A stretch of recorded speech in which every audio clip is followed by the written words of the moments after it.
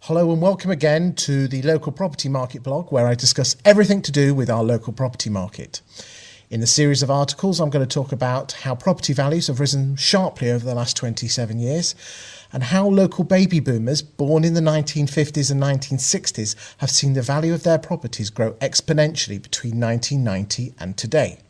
As you can see on the screen, there's an awful lot of local homeowners in the area aged over 50 who have made substantial amounts of money on the back of property values rising in the last 27 years.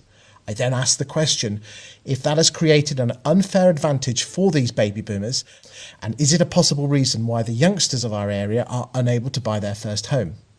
Although in a subsequent article, I talk about how the ratio of average house prices in the locality to average earnings in the area has not changed seismically between 2008 and 2017, as you can see on the screen now. I go on and talk about the surprising number of millennials that have actually bought their property in the locality and why others have made the distinct choice to rent rather than buy, and how landlords can take advantage of that in the future.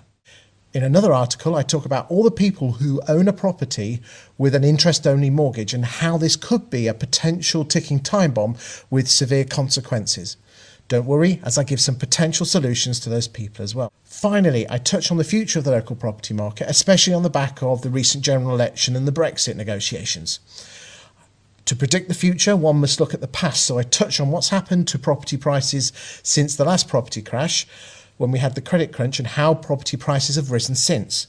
Only then do I talk about what's happened to local property prices in the last year, the level of mortgage debt, and then I conclude on what the future holds for the local property market. Thanks very much, and I look forward to seeing you next month, where I discuss further things about the local property market.